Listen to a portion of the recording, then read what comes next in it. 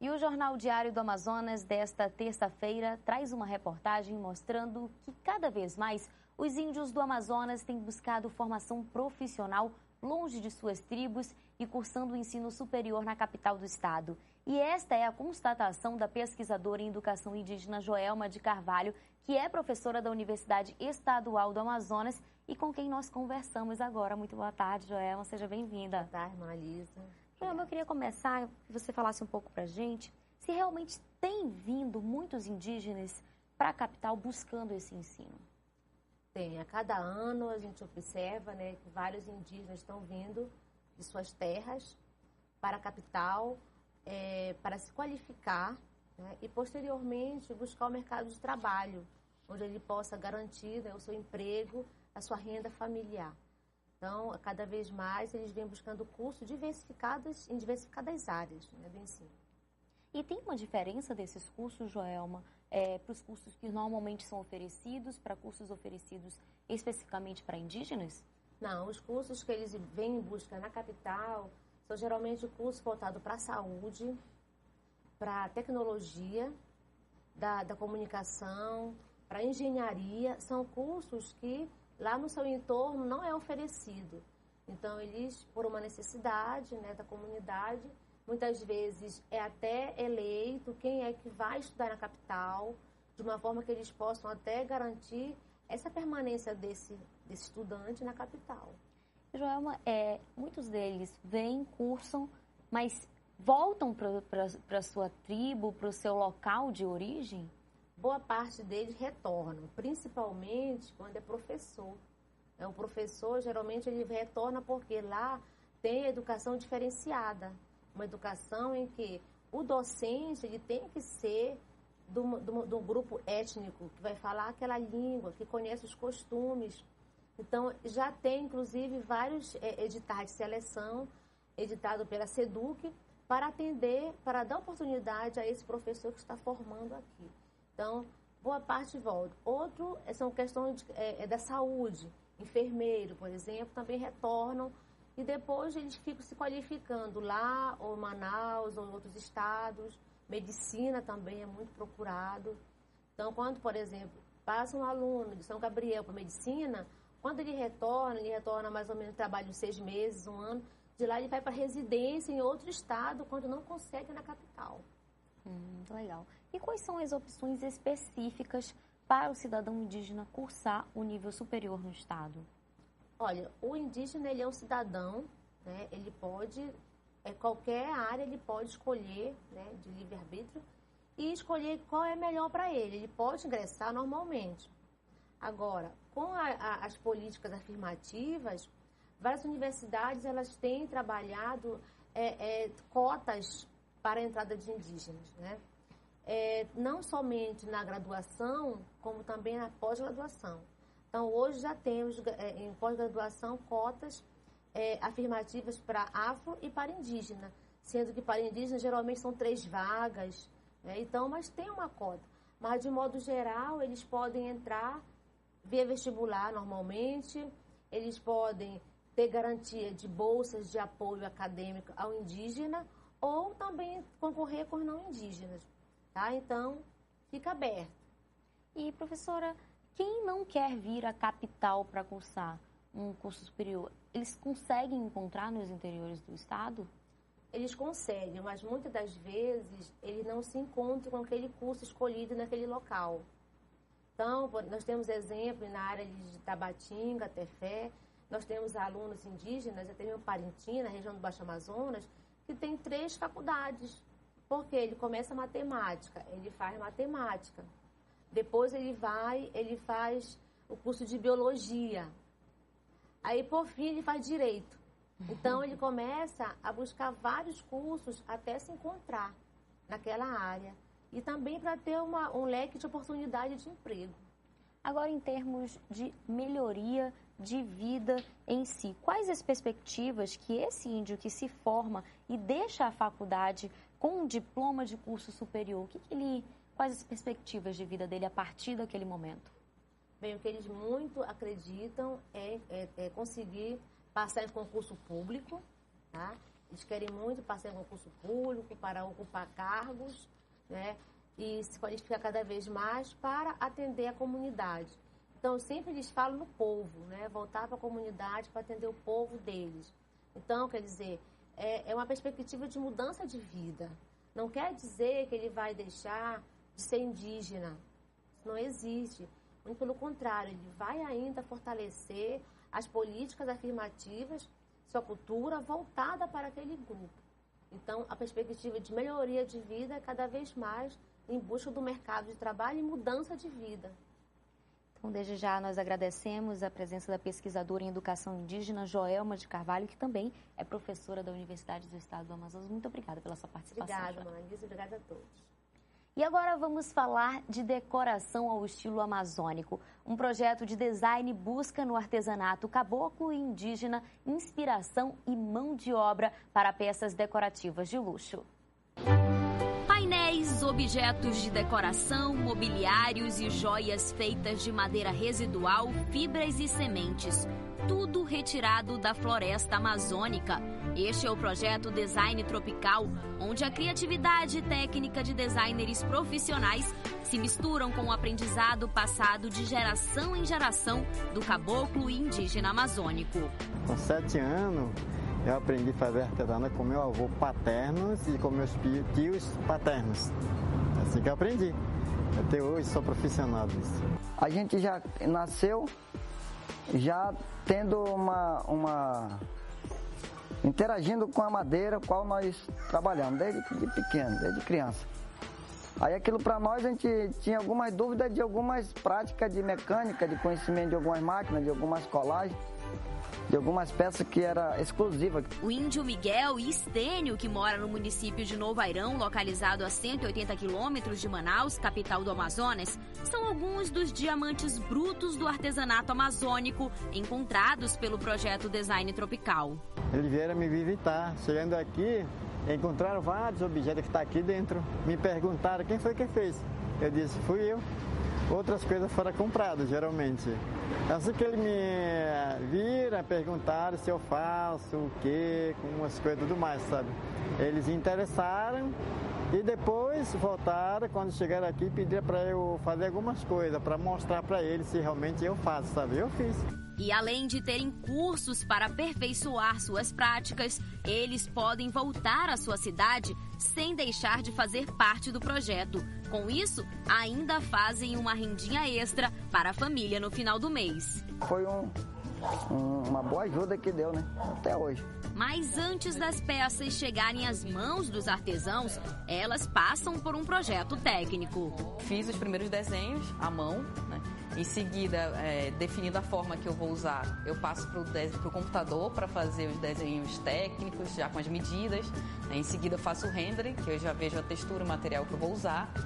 E depois, o desenho técnico é passado para o gerente de produção, né, que verifica se está tudo ok.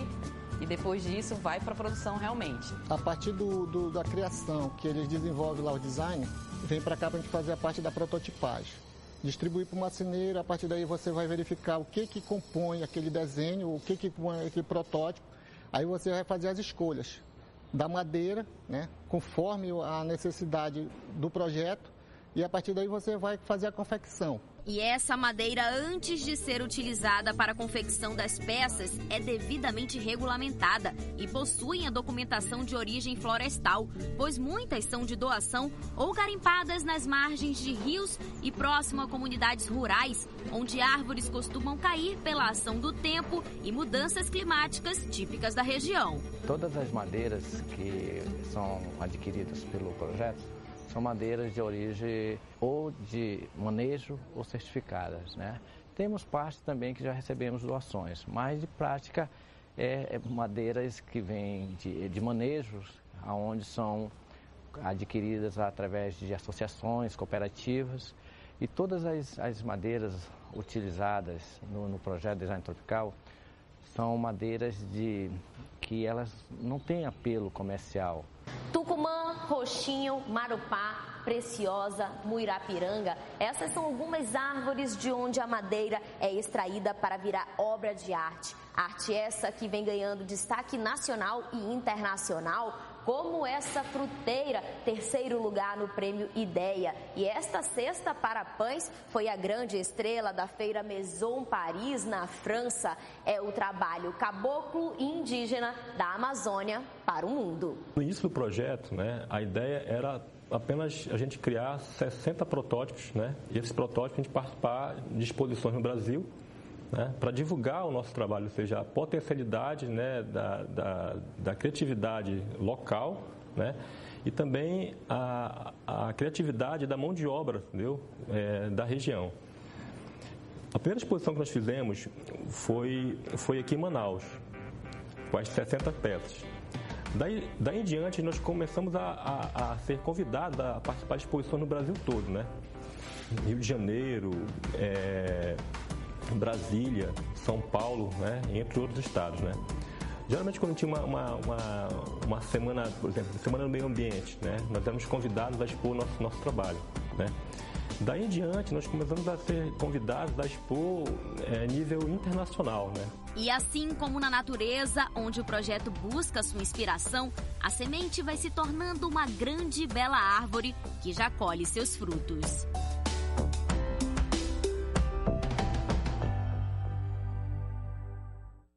Bom, mas nem tudo são flores nesta questão indígena. Os problemas são sérios e merecem uma atenção especial de todos. Governo e sociedade em geral parecem não ter noção do que se passa lá dentro das terras indígenas. E para falar sobre isso, nós trouxemos aqui o coordenador regional do Conselho Indigenista Missionário, órgão ligado à CNBB, que trata diretamente com os índios nas questões políticas, jurídicas e sociais. Muito boa tarde, Francisco Levens. Boa tarde. Bom, Francisco, para a gente começar, eu queria que você falasse qual o alerta que o CIMI faz sobre os índios que vivem ainda nas suas tribos. Então, nós aqui na Amazônia temos uma realidade, aproximadamente 75% da população indígena vive em suas terras, 25% nas cidades. É um pouco o contrário da população não indígena. E nas terras indígenas, os desafios são enormes. Acho que aqui na Amazônia os povos indígenas tiveram conquistas importantes, garantindo a demarcação de muitas terras. Ainda existem desafios de demarcação. Aqui no estado do Amazonas, por exemplo, tem mais de 160 terras indígenas sendo reivindicadas, que ainda não tem nenhuma providência, e as comunidades estão lutando pela sua demarcação. Agora, o que a gente sente muito no interior das comunidades indígenas é uma deficiência nas políticas públicas, sobretudo de educação e saúde. Quer dizer, os povos indígenas têm trabalhado o conceito de educação escolar indígena diferenciada, mas, na verdade, o que se reproduz nas aldeias também é um modelo da população não indígena, da educação não indígena. Nesse sentido, a educação nas escolas, dentro das terras indígenas, tem muita lógica de que a solução para a comunidade indígena está fora de suas terras, está na cidade, etc. Então, isso, quer dizer, é um viés ideológico ainda que aparece muito nas escolas, Quer dizer, e as escolas, não, de fato, na sua grande maioria, ainda não estão a serviço de projetos próprios, autônomos dos povos indígenas. Os povos indígenas têm reiteradas vezes dito, olha, a terra para nós é sagrada, é o nosso futuro, quer dizer, a nossa perspectiva de futuro, de fato, está na nossa terra. Por outro lado, as políticas públicas os retiram, os chamam para fora da sua terra, quer dizer. E os povos indígenas, quer dizer, os índios da cidade, a gente sabe a dificuldade que enfrentam, os desafios, quer dizer, a luta por uma moradia digna, por um terreno, por um espaço, muitas vezes tendo que, muitas vezes em processo de ocupação territorial aqui na cidade, com todos os problemas que isso acarreta e vivendo em situações de vulnerabilidade à beira de igarapés, etc. Então, quer dizer, precisamos modificar essas políticas públicas. Também na saúde. Hoje, na saúde, por exemplo, tem recursos até abundantes na saúde indígena, mas a qualidade do atendimento nas aldeias é péssimo. Quer dizer, falta medicamentos, falta estrutura, não há uma sistemática de comunidade, não se investe, inclusive, nos profissionais indígenas. Os agentes indígenas de saúde, que acho que foi uma conquista importante, quer dizer, que tem nas aldeias, quer dizer, a sua formação, quer dizer, já não acontece desde 2011, quer dizer, já faz 5 anos que não há um curso de formação específica voltada e é justamente a base da saúde. Então, o que acontece? Aumenta a remoção para as cidades, mais índios vindo para a cidade para se tratar, as dificuldades das casais que não respondem adequadamente, a dificuldade de serem atendidos nos hospitais, por conta também sem um tratamento diferenciado em função da sua cultura, das suas especificidades. Então, aí enfrentamos muitos problemas porque ainda há um desrespeito intrínseco às próprias políticas em relação aos povos indígenas. Agora, Francisco, eu queria que você falasse um pouco para a gente sobre a exploração mineral dentro das aldeias indígenas. Isso ainda é uma questão não resolvida? Então, a questão mineral, ela hoje não está regulamentada, quer dizer, ela é permitida pela Constituição Federal, mediante condições específicas, com autorização do Congresso Nacional, ouvidas as comunidades indígenas. E existe um projeto de lei, o PL 1610, que está tratando dessa matéria. Mas é um projeto, do jeito que está posto hoje, quer dizer, é um projeto que não estabelece nenhuma cautela em relação às culturas indígenas, aos povos que vivem. Quer dizer, não tem, por exemplo, prevenção aonde que essa mineração poderia eventualmente ser feita, quer dizer, do jeito que está posto, pode ser feito em lugares sagrados, quer dizer, em mananciais que passam pelas aldeias, quer dizer, de poluição da água potável das aldeias, quer dizer, pode ser feito em qualquer espaço, quer dizer, não tem cautela, quer dizer. Então, não existe essa aprovação ainda, o desafio, os povos indígenas estão reivindicando que essa matéria seja discutida no PL que discute o Estatuto dos Povos Indígenas, porque os povos indígenas entendem que os seus direitos têm que ser contemplados de uma forma integral, né? Então, tem que discutir os diferentes direitos para que dentro desses, a mineração se coloque em harmonia para que, de fato, quer dizer, ela não traga esses prejuízos. E a gente sabe que mineração, hoje não existe nenhum projeto de mineração no mundo inteiro que tenha beneficiado as comunidades locais onde acontece. Normalmente traz muitos problemas. E a perspectiva da mineração em terra indígena é uma perspectiva sombria, e sobretudo da forma como está posta a discussão. O que existe hoje, por exemplo, é garimpo ilegal em terra indígena. Por exemplo, aqui na região, na área Yanomami, existe mais de 1000 garimpeiros, quer dizer, é uma luta constante. Inclusive, recentemente foi divulgado na imprensa, quer dizer, os índices de contaminação por mercúrio nas comunidades indígenas, um índice altíssimo, né? E que traz toda a sorte de prejuízos, não só sociais, mas também ambientais. E é uma questão, na terra Yanomami, já é uma questão crônica e não se encontra solução. Inclusive, ameaça grupos indígenas isolados, né? Então, esse é um outro desafio em relação à mineração. Eu, pessoalmente, tenho uma opinião muito clara, quer dizer, mineração em terra indígena, quer dizer, não traz futuro para aquelas comunidades. E como a gente falou agora há pouco, Francisco, dessa questão dos índios que vêm para a cidade, que eles realmente sofrem muito, né? Principalmente com o preconceito, enfim, com a violência. No último dia 11 de abril, Genésio Guajajara, de 30 anos, residente na aldeia Formosa, terra indígena Araribóia, do município de Amarante do Maranhão, região sul do estado, foi assassinado com pauladas e um tiro no tórax. Ele estava na cidade para receber uma cesta básica que estava sendo distribuída pela FUNAI quando foi assassinado. Um boletim de ocorrência foi registrado na delegacia de polícia do município, mas até o momento não há informações quanto à autoria do crime e muito menos a motivação pela morte do índio. Os índios de Imperatriz fizeram uma manifestação pedindo mais segurança às comunidades indígenas. Não é o primeiro caso, não é, Francisco? Nós já vimos muitos casos realmente de índios que sofrem violência, tanto física como também a violência do preconceito, né? Então, eu queria que você falasse um pouco para a gente sobre toda essa violência que envolve os indígenas, principalmente esses que vêm para a cidade, como o álcool, o envolvimento com drogas, o ostracismo em que vivem as comunidades indígenas, né? Eu queria que você falasse um pouco mais sobre essa violência para a gente. A gente vai, enquanto isso, mostrar as imagens aí da manifestação que os indígenas fizeram, buscando uma resposta sobre esse assassinato. Então, essa violência hoje ela está sendo incentivada.